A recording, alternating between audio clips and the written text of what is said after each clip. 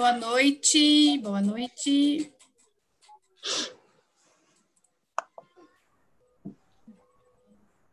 Bom, boa noite, professor Gustavo. Seja bem-vindo, muito bem-vindo na nossa primeira live, né, da Psicoquê. Nós somos um grupo de estudantes, né, da Bacharelado em Psicopedagogia, e o propósito do grupo foi criado justamente para essa troca de informação, né, de pessoas que obtêm mais conhecimento, para trazer a nós mais informação e fazer disso uma roda de conversa gostosa, né, para que a gente possa não só aprender, mas trocar também experiência, né? E as meninas vão se apresentar, eu sou a Karen, as meninas vão se apresentando, cada uma delas. Boa noite, meu nome é Jennifer, obrigada por toda a presença de todo mundo.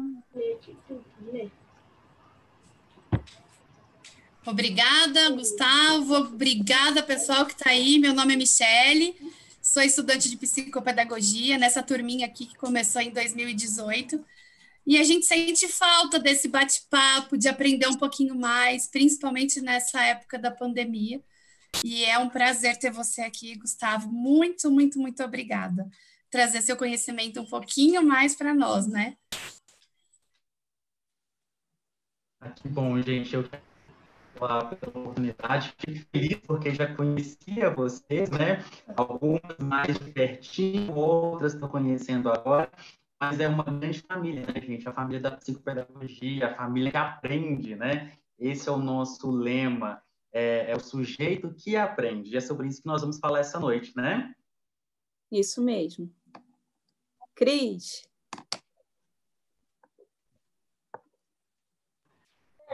Boa noite a todos. Boa noite, professor Gustavo. Agradeço imensamente o nosso convite, né, por ter aceito o nosso convite.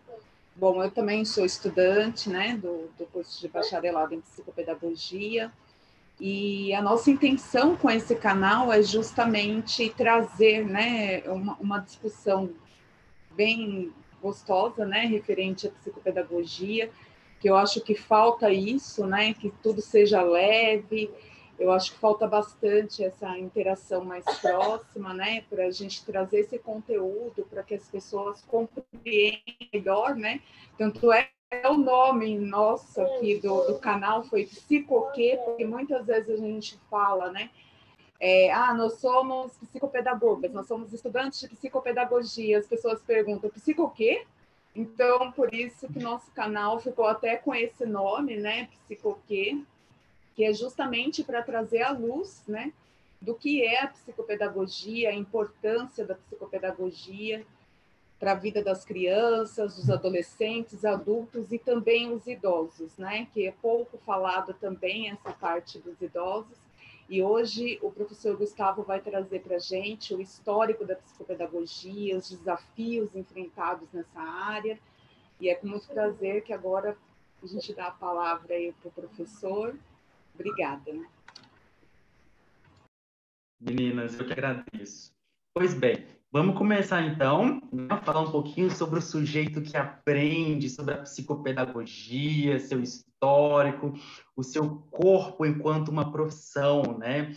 A gente sempre pensa assim, psico o quê? Né? Igual vocês disseram, que foi um nome incrível, aliás, assim, eu achei o nome incrível, vocês estão de parabéns, é um nome muito bem pensado, né? E que realmente acontece. Quando a gente vai falar assim, eu sou psicopedagogo clínico, eu sou psicopedagogo institucional, eu simplesmente sou psicopedagogo. E a pessoa fala assim, tá, então você é pedagogo? Não. Então você é psicólogo? Também não. Né? Então você está ali no meio entre um e o outro? Também não. Né? A psicopedagogia hoje ela é uma profissão que é interdisciplinar, nós buscamos aí conhecimentos, nós buscamos aportes teóricos em outras áreas do conhecimento, mas hoje nós temos uma identidade própria. Identidade esta que demorou muito tempo para a gente conseguir construir, né? Pelo próprio nome, pela própria etimologia da palavra identidade. O que é identidade?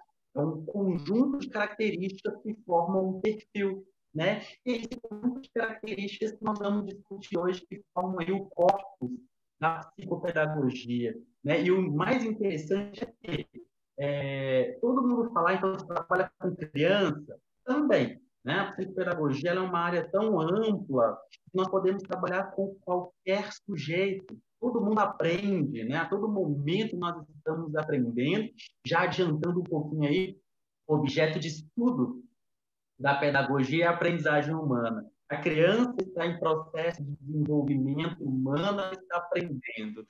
O adolescente, o adulto também, o idoso também, né? Todos nós estamos aí, vamos nos recorrer um pouquinho à neurociência, né? Uhum. Nós temos a neuroplasticidade, né, gente? Que são os processos sinápticos da adaptação do cérebro para o processo de aprender.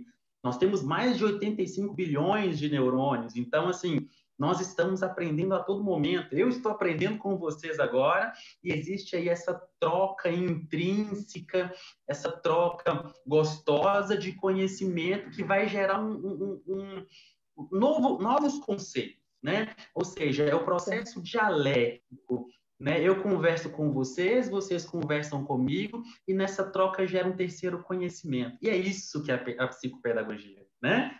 Alguma pergunta aí, meninas? Já entrando na parte da psicopedagogia, professor, é que assim, muitas vezes as pessoas perguntam, mas seria uma especialização? Né? Tem muita dúvida, porque anteriormente era a especialização, e hoje, com a vinda do bacharelado, licenciatura, né? Então, as pessoas hoje ainda têm muita dúvida com relação a isso. Vamos lá. O que acontece, gente? Durante muito tempo, realmente, a psicopedagogia ela foi uma especialização, né? Com o próprio processo de regulamentação da profissão, né? Que estabelecia quem poderia ser psicopedagogo, né? Dentro do corpus do curso, né? Que teria que ter ali um estágio clínico, um estágio institucional, uma carga horária voltada para os transtornos de aprendizagem, das dificuldades escolares e assim por diante. Muito tempo realmente foi uma especialização, uma pós-graduação lato sensu, né?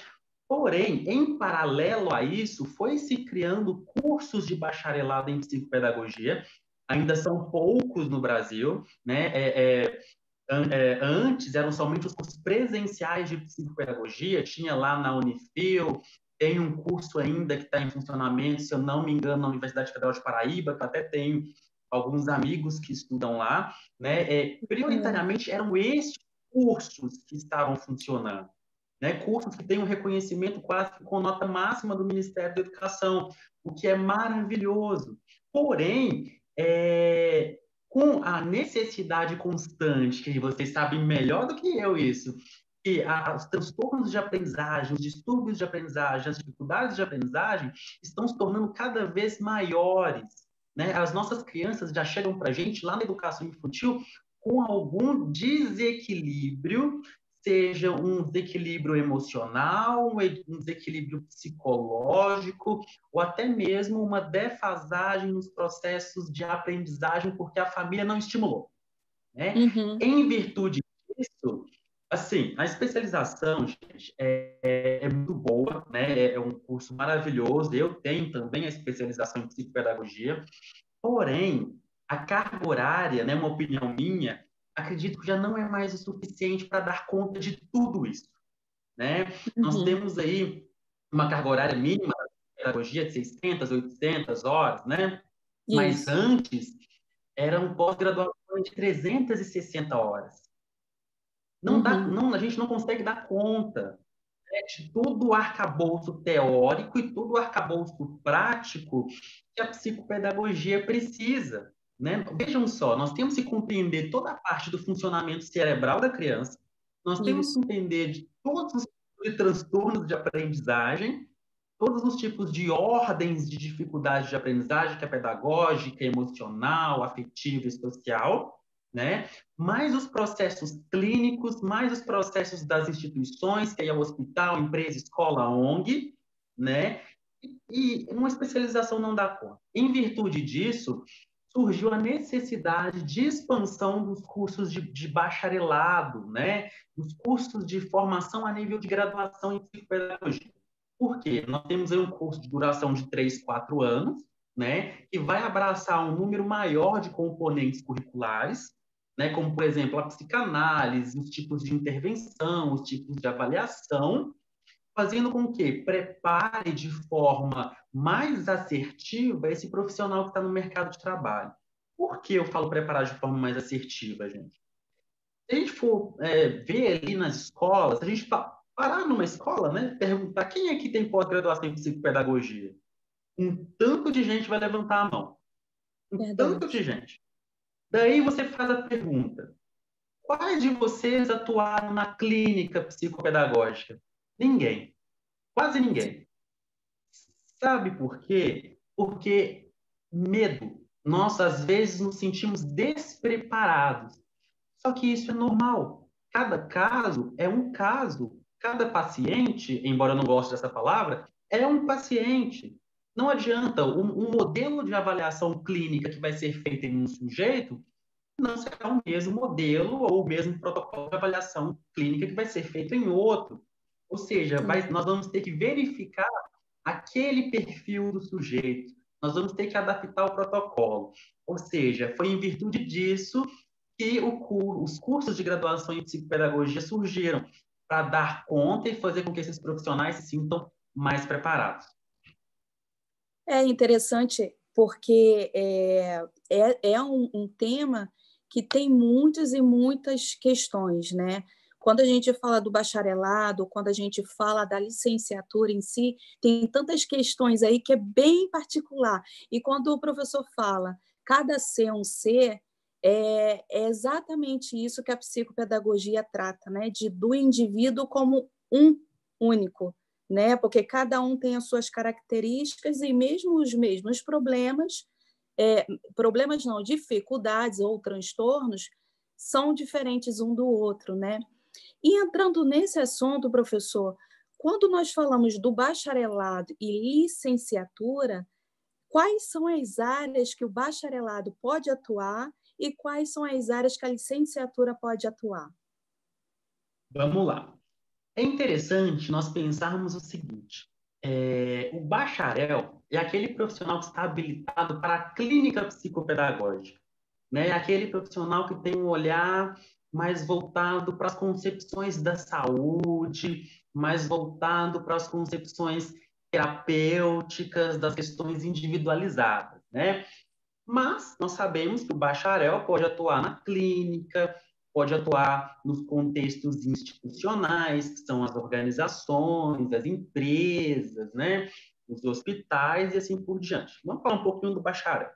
Quando nós falamos sobre a atuação de um bacharel em uma empresa, por exemplo, nós podemos citar os atendimentos, o assessoramento psicopedagógico de inclusão de pessoas com deficiência. Eu trabalhei numa empresa, alguns anos atrás, que era uma construtora, que nós recebíamos, né, das APAES e de outras instituições conveniadas, alunos, né, que eram contratados mesmo como funcionários.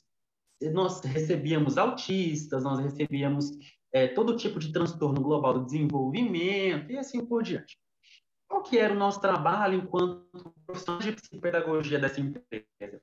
Compreender se esse sujeito está se adequando ao trabalho. E eu consegui fazer adequar a rotina de trabalho ao perfil deste sujeito. Olha que maravilha. É o acompanhamento mais de perto. Olha, fulano, está dando certo? A gente pode fazer de forma diferente? Talvez, ou eu mudar essa pessoa de função, né? E entra o papel do psicopedagogo não somente nesses papéis de inclusão, mas sim na compreensão da adaptação dos processos de trabalho. Por exemplo, o professor Gustavo não gosta de matemática, isso é uma verdade, né? E talvez eu não seja muito bom com planilhas de Excel, mas em contrapartida, eu sou muito bom com construção de relatórios em Word, por exemplo. O psicopedagogo vai compreender essa minha potencialidade e vai me colocar em uma atividade que eu consiga me sobressair melhor que talvez os demais. Ou seja, eu colocar a pessoa certa no lugar certo. Mas aí, Karen, você me pergunta, prof, mas esse não é papel do RH? Sim e não, porque nós estamos falando em contextos de aprendizagem. Eu também posso fazer o seguinte, eu posso desenvolver programas de treinamento para que o professor Gustavo melhore nas planilhas de Excel. Aí entra o processo de intervenção psicopedagógica nas organizações, né? Eu posso, por exemplo, na hora de um recrutamento e seleção de uma empresa, estar junto com o profissional de psicologia, né? O profissional de psicologia vai fazer a aplicação dos testes psicométricos, né? E o psicopedagogo vai falar assim, olha, peraí, ele é bom na escrita, mas talvez ele não é tão bom no raciocínio lógico, acredito que ele seja mais viável no departamento de vendas, que demanda mais comunicação, do que no departamento de contabilidade, que demanda mais cálculo. Esse tipo de entendimento e de sensibilidade que o psicopedagogo dentro das organizações precisa ter, é compreender a real necessidade da empresa para entender e atender todos os atores que estão envolvidos nesse contexto, que é empresa e o futuro colaborador. Tá? O papel aí do psicólogo dentro das organizações. Vamos falar um pouquinho da licenciatura.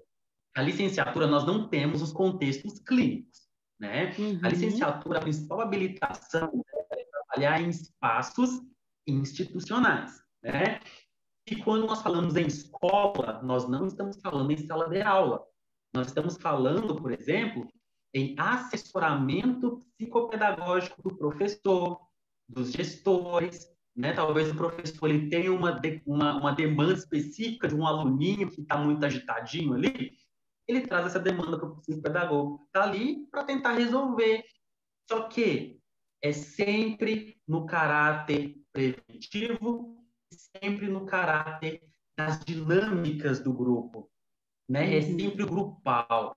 E sempre aquela dúvida assim, ai, prof, mas eu vou para a clínica, eu vou para o institucional, tem espaço para todo mundo, né? Talvez se quando, né, um exemplo, for a necessidade de encaminhar esse sujeito da instituição, aí sim ele vai para o contexto clínico. Mas aí quem vai fazer o encaminhamento é o profissional de psicopedagogia institucional, né? Aí sim encaminha para o clínico e o clínico vai fazer toda aquela parte terapêutica que nós já conhecemos, que é a avaliação, intervenção, o processo de evolutiva, né? Então, assim, é um trabalho muito conjunto. Não tem como eu falar de psicopedagogia clínica sem falar de psicopedagogia institucional, porque talvez antes de ir para o clínico ele já passou pelo institucional. Às vezes o institucional já tem todo o levantamento das necessidades desse sujeito e já manda isso para o clínico, e o clínico simplesmente vai fazer a avaliação e dar o prosseguimento nos processos interventivos. Então, eu sempre costumo dizer que é uma parceria, nós não podemos falar em clínica sem falar no institucional, né? Vamos pensar mais um pouquinho, cara. O professor Gustavo fala pelos cotovelos, vocês já sabem disso, né? Então, assim, quando a gente fala sobre o contexto clínico, a gente sempre tem que entender o seguinte: uma mãe e um pai nunca vai acordar de manhã e vai falar assim, vou levar o meu filho no psicopedagogo clínico. Não. Sempre vai ser uma queixa de um terceiro. Vai ser da escola, vai ser lá, talvez, da igreja, talvez alguma coisa comportamental, né? Talvez até mesmo os pais percebam, mas é muito raro os pais perceberem. Sempre a queixa vem de fora. Ou seja, a queixa parte de um contexto institucional e vai para um contexto clínico. E falando em contexto clínico, nós temos que compreender ainda que, quando nós falamos sobre a clínica psicopedagógica, nós precisamos de falar de todo aquele aporte teórico, metodológico, das diferentes áreas que nos ajudam a trabalhar nesse contexto. Por exemplo, a psicanálise aplicada à psicopedagogia, né? Eu sempre digo que o profissional de psicopedagogia clínica, ele tem que ter aí um aporte da psicanálise muito grande, porque nós trabalhamos com escuta e com a observação. Até porque a criança, né, diferente do adulto, ele não vai chegar falando, ó, tia Karen, está acontecendo isso, isso, isso, isso, isso. Não vai.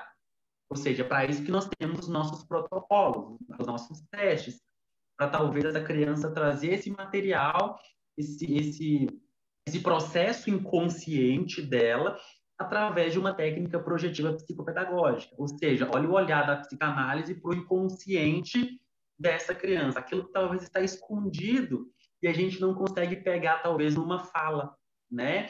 Então, nós trabalhamos muito com o processo de observação dentro da clínica psicopedagógica, utilizando os nossos protocolos.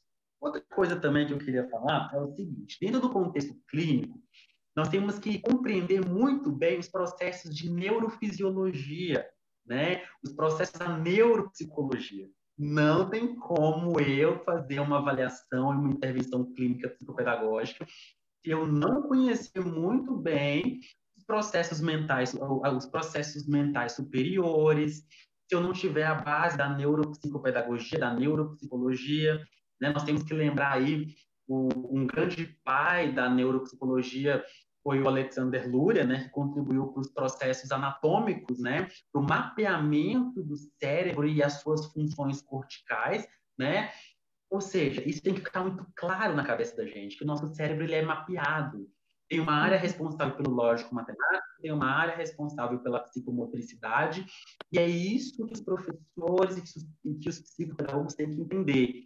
Essa criança está com dificuldade na psicomotricidade, na motricidade grossa, global, fina, enfim, eu tenho que estimular isso, porque alguma coisa dentro desse processo mental não foi estimulada em algum momento da vida.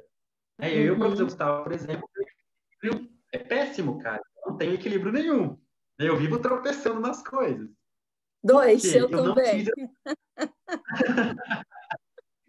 Eu Até não de fiz chinelo. educação infantil. Então, eu não fiz educação infantil, então eu não tive isso desenvolvido. Aí também a educação infantil é muito importante para isso. E aí eu fui direto para o Fundamental 1, ou seja, não tive equilíbrio, o equilíbrio já era ruim, não foi estimulado, ficou pior ainda. Né? Talvez eu vou fazer uma margem num caderno, sai super torto, porque a psicomotricidade do professor Gustavo não é tão boa. Né? Eu não tenho problema nenhum para falar, porque não é boa mesmo. Então, assim, é esse tipo de coisa que nós, profissionais de psicopedagogia, precisamos de observar. Aí a gente volta naquela pergunta, cara, aquele comentário que vocês falaram no início.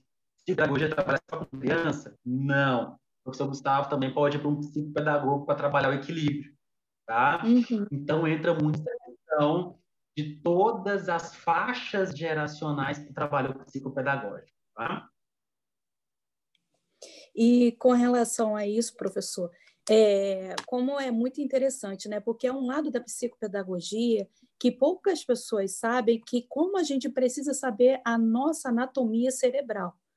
Como você estava falando, se a gente não tem esse mapeamento, não sabe como é que os nossos neurônios funcionam, como é que as sinapses funcionam, que o nosso cérebro ele é totalmente readaptável à plasticidade cerebral, né? Porque há pouco tempo se achava que os neurônios morriam e não existia mais. E agora a neurociência está trazendo outra coisa para a gente, né?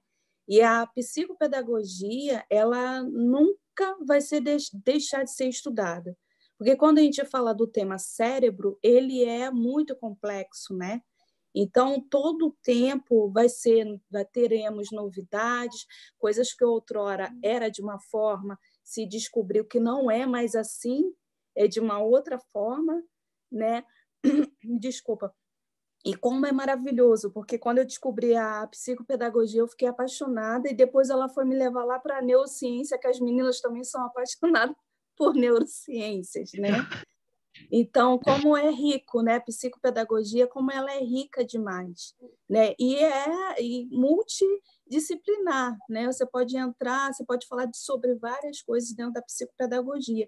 Você pode falar um pouquinho, professor, sobre o adulto que nós podemos trabalhar e principalmente o idoso, porque a psicopedagogia as pessoas não conhecem muito essa partezinha e como a gente pode trabalhar com eles, né?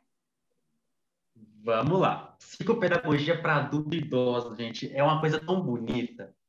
E é uma coisa que está tão em falta, sabe? eu quero me reportar a uma autora que eu gosto muito de ler, que é a Alicia Fernandes, né? Ela é uma psicopedagoga sim. argentina e adoro a Alicia Fernandes. Infelizmente, se eu não me engano, ela faleceu em 2015. Foi isso mesmo. Mas, Tem essa né? aqui, Mas ó. deixou... Esse livro é maravilhoso. A Inteligência Aprisionada. Esse livro é incrível, gente. Esse livro. E nós temos um outro também, que inclusive tem ele em PDF. Cara, são incríveis. Assim, eu acho que todo psicopedagogo tem que ter livros de Alicia Fernandes na cabeceira. Ela faz uma análise muito profunda sobre os processos de aprendizagem em todas as faixas geracionais. Alicia Fernandes, né, eu não me recordo ainda, mas acredito que seja nos anos 90, ela atendeu uma mulher, que eu também não me recordo o nome agora, que essa mulher era uma professora de ensino superior, e toda vez ela era questionada, quando essa professora era questionada, ela travava, ela não conseguia responder às dúvidas dos alunos. E era uma professora que sabia, tinha muito conhecimento, estudou muito, né? E a gente fala assim, poxa vida, é um professor que tem um mestrado, que tem um doutorado, e uma dúvida simples, uma dúvida corriqueira, essa professora, esse professor não consegue responder porque tem uma trava aí. E aí que tá, aí entra o psicopedagogo, gente. Quando nós falamos sobre o processo de aprendizagem, claro que neste contexto aí da trava mental, nós temos a psicopedagogia e a psicologia juntos, né? Mas, no caso, né, tinha-se que estimular essa professora e voltar lá na infância, né, aí com os processos inconscientes, com os processos da psicanálise, para compreender onde foi a ruptura do seu vínculo de aprendizagem. Em algum momento da vida desse sujeito, dessa pessoa, teve uma quebra. Onde foi? Né? E aí, com o processo de diálogo, com o processo de associação livre de ideias, aí me aproveitando da psicanálise, né, que é aquele momento que a pessoa vai falando, sem nós, profissionais, fazermos algum questionamento, simplesmente a pessoa vai falando e nós vamos anotando para depois fazer as conexões. Aí sim nós conseguimos pegar o que está acontecendo. Em algum momento essa pessoa vai deixar escapar isso. Ou seja, é um processo interventivo com o adulto. O adulto também tem dificuldade de aprendizagem. O adulto tem dificuldade no trabalho. O adulto chega com essa demanda para a gente. Olha, professor, olha, né, o profissional de psicopedagogia, eu não estou conseguindo me adaptar ao meu trabalho em virtude dessa demanda. Eu não estou conseguindo realizar X atividade em virtude de algo. Mas o que é esse algo? É um profissional que trabalha lá com finanças. Eu não estou conseguindo me dar bem no meu emprego por causa de alguma coisa que eu não estou conseguindo dar conta de entregar. Mas o porquê que ele não está dando conta de entregar? Onde que está a falha? Aí entra o profissional de psicopedagogia para fazer todo esse processo de avaliação. Com os idosos, é um processo, é uma intervenção um pouco mais lúdica, porque aí vai depender muito de qual contexto o idoso está, né? Vamos ir para um contexto de um idoso institucionalizado, né? Que estão aí em casas de repouso, né? Que eu não gosto da palavra asilo, gente. Eu acho uma coisa muito forte, mas que estão aí institucionalizados. Nesse contexto, nós vamos utilizar o quê? Os aspectos e o universo lúdico. Nós temos uma infinidade de oficinas psicopedagógicas para trabalhar com estes sujeitos. Claro, neste contexto, nós vamos utilizar aí, vamos aproveitar um pouquinho, né, da psicologia social, tá, do Pichon-Rivière, quando ele fala sobre os grupos operativos de aprendizagem, né? Inclusive, nós podemos utilizar aí oficinas psicopedagógicas de filmes, nós podemos trabalhar com filmes, momento filme, momento pipoca, nós podemos trabalhar bingos de aprendizagem, nós podemos trabalhar com pintura, com oficina de artesanato. Isso tudo são atividades que, claro, falando assim fica muito solto, mas tem que ser pensadas para a demanda específica daquele idoso. Por exemplo, vamos compreender, vamos supor que tem ali algum idoso que não consegue se socializar com os demais, né? Em virtude, vamos pensar que ele passou por um processo de abandono, alguma coisa nesse sentido, e ele não consegue socializar. Por que não utilizar uma oficina psicopedagógica de bingo ou uma oficina psicopedagógica trabalhando com filmes para fazer com que ele se socialize? Claro, não vai ser do dia para a noite. Nós temos que entender isso. O processo de abertura, ele demora, mas já disse o ditado, né? De grão em grão, a galinha enche o papo. Vamos convidá-lo, vamos tentar. Só que, claro, né? Vamos tentar aí iniciar um processo, uma oficina de pintura, né? Porque ele já está trabalhando com os processos lúdicos, ele já está sentindo prazer naquilo. Aí depois, aos pouquinhos, vamos adicionar uma atividade coletiva, né? E assim por diante, mas sempre partindo do sutil primeiro. Partindo ali, vamos ir muito devagar, porque todo mundo tem um perfil, entendendo qual é a seara que essa pessoa está, né? Principalmente nós temos que entender o contexto. Eu não posso impor nada. Você não quer? Tá bom, vamos tentar uma outra coisa em um outro momento, né? Mas aí é isso que nós temos que fazer. Quando nós falamos sobre psicopedagogia, nós estamos falando sobre humanização, né? Eu digo que o profissional de psicopedagogia, psicologia são os profissionais com os olhares mais humanizados que existem, né? E eu acho que essa humanização tinha que perpassar também para as outras áreas, para as outras profissões. E é isso que a gente luta, né, Karen? É humanizar mesmo, né? Que é tão difícil. A gente sempre fala assim, nossa, fulano de tal, professor X, professor Y, professor Z, fez isso, isso e isso. Porém, nós esquecemos também de olhar o porquê esse professor fez. Todos nós somos seres humanos. Talvez aquele professor fez alguma coisa que desagrade um pai e vai lá reclamar com o psicopedagogo. Mas aí nós esquecemos de observar o seguinte: professor trabalha 40, 60 horas semanais, planeja aula, planeja um negócio, planeja outro, e a gente sabe que na educação básica os planejamentos são muito robustos, demandam muito tempo, e a grande maioria dos planejamentos demandam produção de materiais práticos, materiais tangíveis. Querendo ou não, né, gente? Nem todo mundo acorda com um humor tão bom assim. Tem dia que nós não estamos tão, né? A gente tem que entender isso também. Principalmente se for algo esporádico, algo aleatório, né? Nós temos que entender todo o histórico e não ver somente um fato isolado. Isso. Então, eu gostaria de fazer uma pergunta bem difícil, professor. A pergunta é a seguinte: com relação à atuação do psicopedagogo em concurso público, há essa possibilidade ou a gente só trabalha em empresas privadas, como autônomo? Vamos lá. O interessante é nós entendermos o seguinte: a psicopedagogia, ela começou, sobretudo, com uma especialização, né, para os profissionais de psicologia, pedagogia e os licenciados. Em seguida, isso foi fechando um pouquinho, restringindo as pessoas que poderiam se especializar, né? Claro, essas pessoas ainda, dependendo de quando fizeram esse curso de especialização, possuem o direito adquirido de atuar, né, de exercer a psicopedagogia, mas em relação à atuação, claro, nós temos uma demanda maior no privado, né? Nós temos uma demanda maior no privado, principalmente nas clínicas psicopedagógicas, né? E em escolas privadas. Porém, gente, com o curso de graduação, com o aumento das áreas dos cursos de graduação, está se aumentando os concursos públicos. Vou falar de Minas Gerais, que é onde eu nasci, que é onde eu conheço, tá? Recentemente, depois eu posso até compartilhar com vocês, recentemente, no ano passado, foi a última vez que eu vi, eles tinham criado um edital para concurso público para psicopedagogo. Eu fiquei extremamente feliz quando eu vi esse edital. E fiquei mais feliz ainda quando eu vi lá curso de graduação, bacharelado ou licenciatura em psicopedagogia.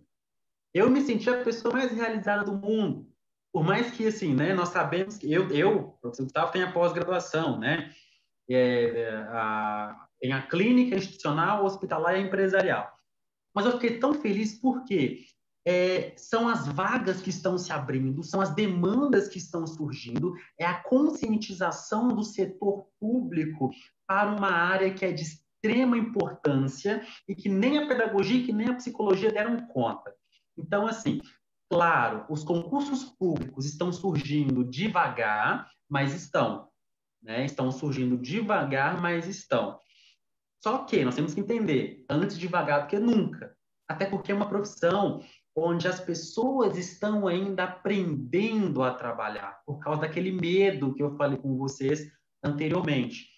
Só que agora, com os cursos de graduação, né, que preparam mais ainda, não que a pós-graduação não prepara, prepara sim, mas a gente tem que entender que o curso de graduação é um curso de 3, 4 anos, então a pessoa tem um aporte maior. Surge essa necessidade. E o interessante é que, quando nós vemos lá, eu vi recentemente um outro edital que não estavam cursos de graduação, né? Estavam cursos de pedagogia, psicologia, com pós-graduação em psicopedagogia clínica institucional. Porém, isso pode acontecer talvez por um simples desconhecimento daquela empresa que está criando aquele edital, até porque o curso de graduação, por mais que ele já existia há anos, a sua divulgação, ela é recente. Só que é tão simples resolvermos isso, porque nós temos lá o diploma de bacharel, o diploma de licenciado. Simplesmente nós entramos em contato com essa mantenedora dessas empresas de concurso e falamos, opa, peraí, não digo impugnar o edital, né, mas sim abrir uma ressalva falando dos cursos de graduação que podem assumir concurso público. E foi, inclusive, o que aconteceu com esse município. Né? Tinha uma pessoa que era graduada em psicopedagogia e entrou em contato com a prefeitura e a prefeitura retificou esse edital. Nós temos que entender o quê? A grande maioria das demandas dos concursos públicos para psicopedagogia são em municípios. Estado, eu, professor Gustavo, ainda desconheço, tá, gente? Não acompanho o mas Estado eu desconheço. Todos os editais que vieram ao meu conhecimento foram editais de prefeituras, até porque as prefeituras já têm aí os seus núcleos de atendimento psicopedagógico, de atendimento ali para as crianças com transtornos globais de desenvolvimento, altas habilidades, as nossas, né, que nós conhecemos, e também para as diferentes deficiências. Tá? Mas sim, existem os concursos públicos, mas a maioria das demandas ainda vem do setor público, por mais que é uma demanda que surge da escola, mas que chega para a gente no consultório. Tá? Professor Gustavo, agora a gente vai passar para as perguntas do pessoal que está no YouTube. A Michele vai começar a fazer as perguntas, tá bom? O pessoal está eufórico aqui, tem um monte de pergunta, professor. Olha só, se a gente não conseguir responder a de todo mundo, a gente se compromete em responder em texto depois, mas eu acho que vai dar, tá? A Gabriela Santana Galvão, a Gabi é parceira de curso nosso também de psicopedagogia. Se pensarmos no Alzheimer e na neuroplasticidade, não pensamos em ensinar, mas sim em manter por mais tempo. Como fazer intervenção? Vamos lá. Nós temos que entender, meninas, o seguinte: o Alzheimer, ela é uma doença, é um transtorno neurodegenerativa, ou seja, a pessoa vai perdendo a capacidade de aprendizagem, né? Os neurônios, as sinapses ali vão perdendo suas capacidades. Quando nós falamos em intervenção psicopedagógica para Alzheimer, nós temos que tomar muito cuidado. Por quê? Para não sairmos do nosso campo de atuação, né? Por mais que uma pessoa que está perdendo a aprendizagem, nós temos outros profissionais que têm aí um trabalho, como eu posso dizer, um trabalho primário, né? Como, por exemplo, o neurologista, o terapeuta ocupacional, cada um na sua área, mas, né, o terapeuta ocupacional para aquelas questões do movimento, da psicomotricidade, né? O neurologista ali vai entrar com as questões medicamentosas para tentar manter os processos sinápticos por mais tempo, e nós, enquanto psicopedagogos, nós vamos trabalhar, sobretudo, com aquela estimulação do tipo cognitiva. Por exemplo, xadrez, jogos de memória, cruzadinhas, as palavras... Eu esqueci o nome daquela outra, gente. Palavras cruzadas, né, que é a cruzadinha. Tudo isso para quê? Para a pessoa gerar um movimento interno, um movimento neuroanatomofisiológico, né, que é o quê? Fazer com que a fisiologia, né, fazer com que os processos sinápticos e a fisiologia se movimente para essas estratégias conseguirem manter por mais tempo. Por quê? Nós estamos estimulando o processo sináptico quando nós estamos trabalhando com esse tipo de atividade lógica, né? Nós estamos ativando ali a áreazinha da questão lógica. Isso é um tipo de intervenção. Outro tipo de intervenção também, nós podemos trabalhar com os processos musicais, né? Com talvez poesias, né? Nós temos que nos aproveitar de tudo isso. Sempre nós vamos, claro que a pessoa está ali perdendo toda aquela questão, né? Talvez ela já não lembra mais de muita coisa, vai depender muito do grau de Alzheimer que a pessoa está, mas vamos entender, vamos pensar ali que seja o nível inicial ou o nível intermediário do Alzheimer. Nós podemos, por exemplo, trabalhar com os processos de, olha, você gosta de que tipo de estilo musical? Vamos escutar uma música hoje? Daí você escreve para mim, ou então você conversa comigo sobre alguns trechos dessa música que você lembra. Automaticamente eu estou fazendo com que aquela pessoa evoque memórias. Isso é um processo também de estimulação neurocognitiva, utilizando algumas estratégias. Tudo é válido, até porque nós precisamos de fazer com que aquela pessoa evoque memórias. Isso é neurociência, tá, gente? Legal, obrigada, professor.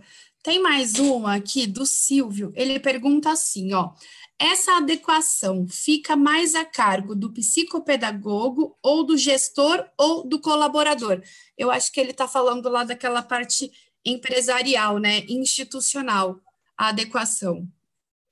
Vamos lá. O interessante, gente, é o seguinte, tem que ter uma parceria.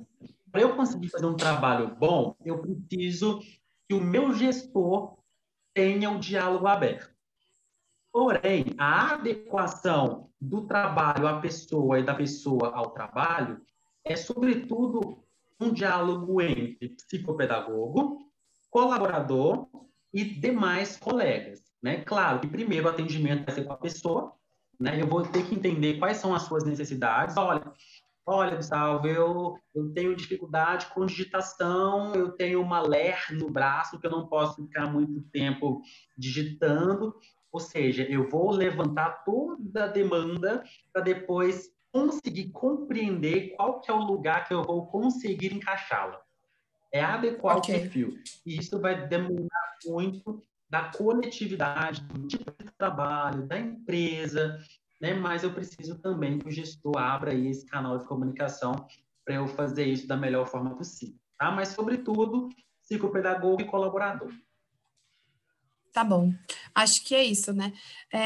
Não tem como não entender a tua explicação, né? Então, acho que ficou bem claro. Quero fazer neurociência, psicomotricidade. A Idene, querida, foi a Idene que escreveu. Nos prestigiando, Idene. Quem mais? Eu tinha visto uma bem legal aqui. Sou Cristiane. Gostaria de uma orientação do professor Gustavo. Sou da licenciatura. O melhor seria eu fazer uma complementação de psicopedagogia bacharelado ou uma pós em psicopedagogia clínica. Eita, que pergunta difícil, não é? Cristiane ou Cristiana com A? Cristiane. É Cris, é igual a nossa Cris Amara aqui. Isso. Cris, você tem que entender o seguinte, tudo vai depender, aí é uma questão particular, tá? É uma questão minha, não tem um certo, não tem um errado. Eu verificaria o que demanda menor tempo. Eu acho que o fator aí é tempo e custo. O que é mais barato e o que é menos tempo? Sabe? Até porque, assim, um curso de graduação é 3, 4 anos. Você vai fazer mais uma outra graduação? Vai demorar quanto tempo para você terminar essa segunda graduação? 1 ano e meio, 2 anos, 2 e meio? E uma pós-graduação? 1 ano, 1 ano e meio, 9 meses? Então, assim, o fator decisório aí é tempo e custo, né, gente? Porque dinheiro também não está fácil hoje. Então, assim, eu acho que no momento que você terminar essa sua primeira graduação, você tem que realizar novas pesquisas, aí colocar tudo isso no papel. Tempo, coloca lá. Vamos usar a estratégia de psicopedagogo. Cria lá uma tabelinha, pega uma folha sulfite lá, né? Divide no meio e coloca pós-graduação, segunda graduação. Pós-graduação, quantas vezes? Né? Quantos reais? Graduação, quantos reais? Pós-graduação, quantos meses? Graduação, quantos meses? No final, você já vai ter um resultado muito claro. Né? Até porque as atribuições da pós quanto da graduação vão ser as mesmas, né? Então, aí é mais uma questão de custo e tempo mesmo. Tá? Tá bom.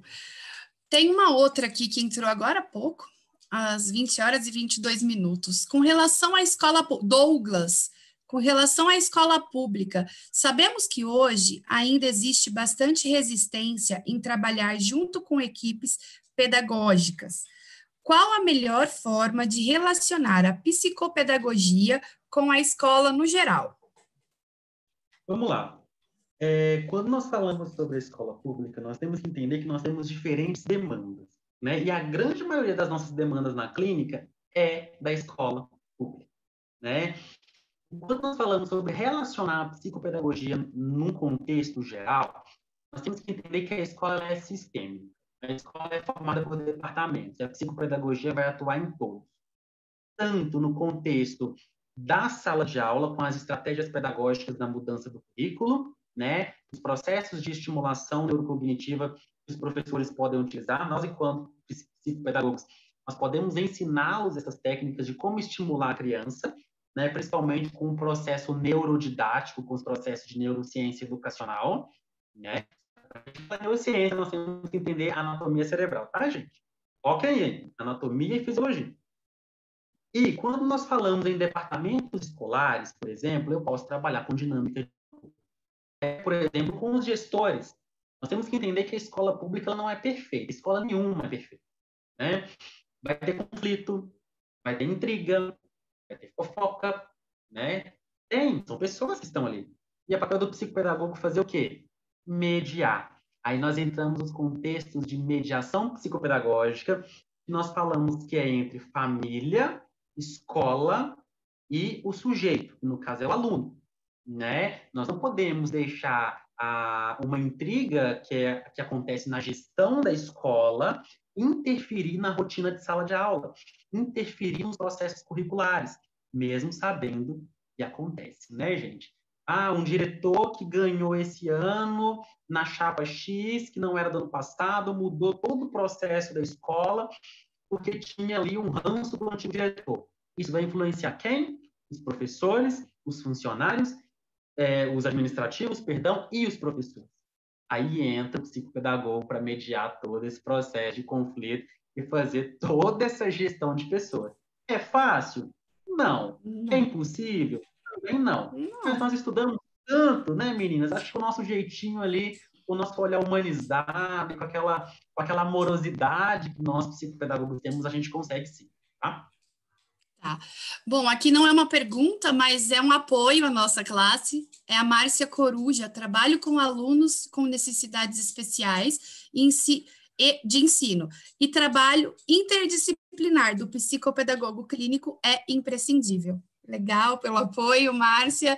Aí tem uma outra pergunta aqui, que é... Cadê? Em atendimentos... quem está mandando é proteção veicular. Acho que é um nome de empresa que está aqui. Em atendimentos particulares, qual deve ser a relação entre o psicopedagogo e a escola? Então, quando a gente vai fazer sobre atendimento particular, nós temos que entender que não tem como eu fazer um atendimento clínico sem antes eu fazer uma visita à escola. Claro, nós vamos fazer o levantamento da anamnese, o levantamento dos dados. Em seguida, eu tenho que ver se aquela queixa procede ou não, né? Geralmente, as escolas costumam mandar um relatório circunstanciado, que é o quê? Ah, está acontecendo isso com esse aluno. Se a escola mandou, quer dizer que ela está de portas abertas para receber um psicopedagogo para poder conversar. Então, assim, se não, a gente vai lá, aquele jeitinho amoroso, né, como de quem não quer nada, para conversar com a pedagoga, para conversar com os professores. Geralmente as escolas não se opõem em relação a isso, não, tá? Então, é uma relação bem estreita e bem intrínseca entre o psicopedagogo e a escola. Tá bom. Oi, gente. Eu acho que essa dúvida não vai caber no tema da live. Ela tá perguntando, ela começou o estudo agora e quer saber a psicopedagogia bacharelado esse ano e quer saber por onde ela começa estagiando. Mas eu acho que vai abrir ali os temas para ela no AVA, um pouquinho mais para frente, né? Então, se você precisar de alguma ajuda, Aline, mais para frente, chama a gente no privado que a gente te dá algumas dicas, mas é mais para frente que vai abrir para você ainda, tá bom? Obrigada. Eu acho que são essas as perguntas, assim.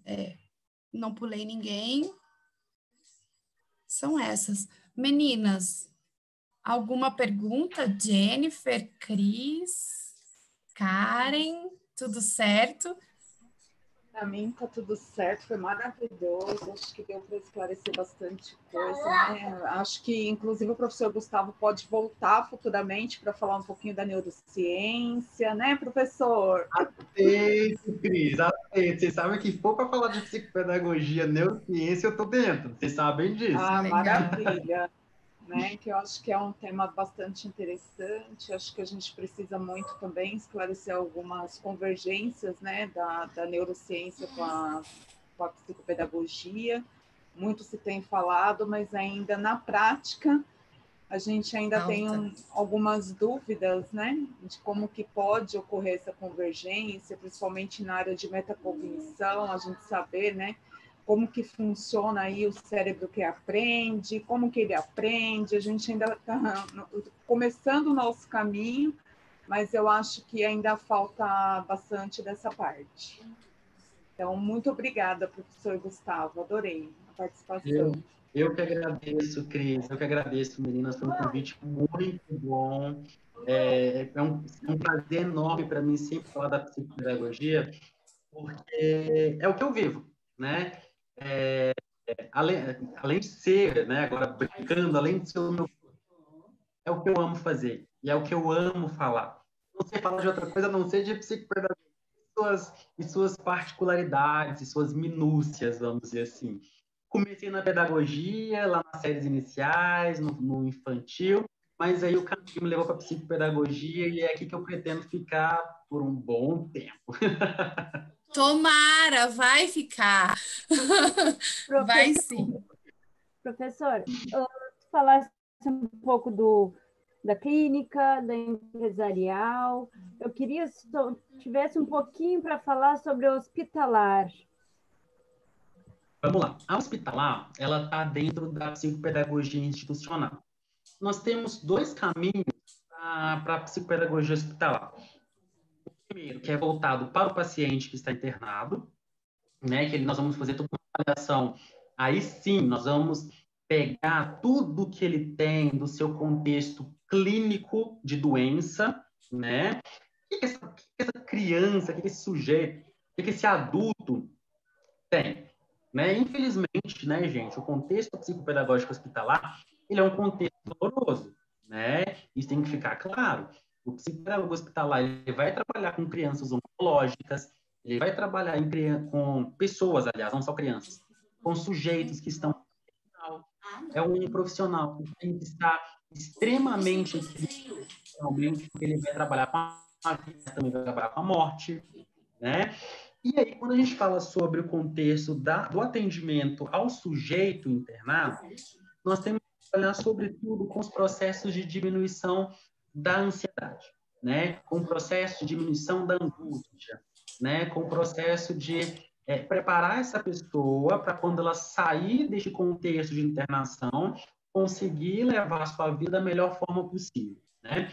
E quando são crianças em estágio escolar, nós vamos trabalhar também os conteúdos, mas não de forma maçante não de forma tradicional. Nós vamos utilizar os aspectos lúdicos, né? Geralmente, os hospitais que têm aí um pedagogo hospitalar, ele tem espaços específicos, salas de aula, brinquedotecas, espaços de recreação, para nós realizarmos o nosso trabalho. Mas nós temos ainda o contexto da psicopedagogia hospitalar no contexto do atendimento aos profissionais. Aí é como se fosse uma mescla entre a psicopedagogia empresarial e a psicopedagogia hospitalar. O que muda? O contexto. Eu vou atender os profissionais do hospital. É porque, né, gente, os profissionais de saúde hoje, por exemplo, nós estamos em uma demanda tão complexa e por que não? Nós estamos em contextos de novas aprendizagens, né? Nós estamos aí em um momento de, vamos dizer assim, vamos utilizar a neuroplasticidade para reaprender ou para aprender coisas novas, né?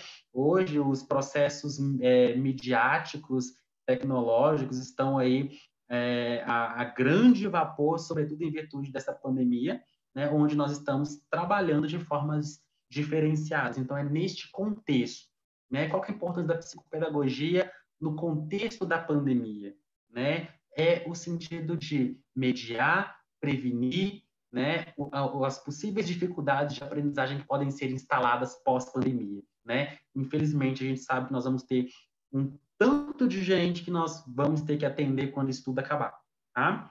Mas é uma verdade. Aproveitando o gancho da Jenny, surgiu mais uma pergunta aqui, podemos fazer a última?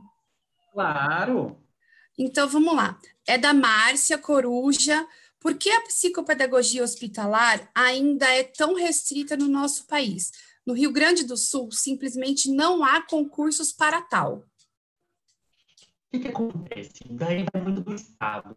Aqui em Curitiba, não existe curso para o profissional de hospital. Geralmente, o profissional que já está na rede de educação, na rede de ensino, que tem um know-how para trabalhar na hospitalar, esse profissional é realocado, né? Ainda não existe, eu conheço, pode falar, concursos específicos para o hospital. O que acontece nos hospitais privados, alguns, não todos, né? Já tem aí as suas aulas de psicopedagogia hospitalar, onde os profissionais são contratados, mas aí via CLT, e é um profissional do hospital, e não um profissional, talvez, da Secretaria de Estado ou da Secretaria Municipal de Educação. Nós ainda temos essas limitações, né, em relação a isso, mas nós já sabemos que nós já estamos amparados por lei, tanto no que concerne ao atendimento hospitalar, quanto no que concerne ao atendimento domiciliar, em todos os níveis e modalidades de ensino. Tá. Eu acho que respondeu, Pro. É isso. Então, professor, só para... Você gostaria de deixar algo assim bem significativo para nós que somos estudantes de psicopedagogia, né? O que você poderia nos dizer, assim, olha, para vocês que estão fazendo o curso, eu acho que o psicopedagogo é fundamental ser... Resiliente. Boa. Boa. O pessoal está reclamando, gente, que está cortando um pouco isso aí. No outro áudio dele deu uma melhoradinha agora, Cris. Tá. Tem uma pergunta ali da Idene que eu achei bem boa para ele responder. Toca. Quer tocar? Pode tocar. Pode ser? Pode, claro. Professor Gustavo, a Idene perguntou se ela pode estagiar no hospital, mesmo não tendo um pedagogo hospitalar lá. Então, acredito que sim, mas daí ela tem que verificar quem será o supervisor dela no campo de estágio, né? Talvez um psicólogo, talvez aí um terapeuta ocupacional, ou alguém que cuida, talvez, da biblioteca do hospital, da biblioteca do hospital. Tudo vai depender da negociação que tiver com a instituição, mas pode sim. Ok. Agora acho que picotou um pouco de novo, né? No final. Tá. Posso repetir? Eu acho. Por favor. Repete, por favor, professor, porque picotou um pouquinho. Vamos lá. Tudo vai depender da negociação que ela fizer com o hospital, tá? De quem será responsável pelo acompanhamento do estágio, tem que ter uma pessoa, né? Tem que ter alguém que trabalhe nesse contexto, né? Talvez uma pessoa que trabalha na biblioteca do hospital, na brinquedoteca, um terapeuta ocupacional, assim por diante. Mas tudo vai depender de como será feita aí a negociação com a instituição. Show. Legal. Acho que deu. Estamos indo para quase... Quanto tempo já tem? Só falta o professor finalizar com o que a Karen solicitou, né? Não, ele já falou, ele falou resiliência. Ele falou. Era uma palavra só? Era uma palavra. Ah, Esse era o maior desafio, uma palavra. o desafio. Professor, muito obrigada pela participação. E eu queria agradecer todo mundo que ficou até o final esperando as respostas. As meninas são, a maioria aí é aluno de psicopedagogia, quem não é, eu acho que acabou ficando e participando muito. Nós tivemos mais participantes do que nós imaginávamos, na verdade. É verdade. Então, fica aqui o meu beijo. Tem gente pedindo mais live psicoquê, olha que legal. Então, isso é muito joia. Eu fico muito feliz. Obrigada por todo mundo. Gratidão, professor Gustavo, pelos seus ensinamentos diários. Quando eu acordo às 7 horas da manhã, aqui tem uma live, uma aula tua. E aqui de participar com a gente. Obrigada, tá? Obrigada, professor. Muito obrigada, professor. Até a próxima. Até. Fiquem ligadas na nossa associação. Obrigada. E, ó, um grande abraço para vocês, tá bom? Um grande abraço. Obrigada, pessoal. Obrigada. Tchau, tchau.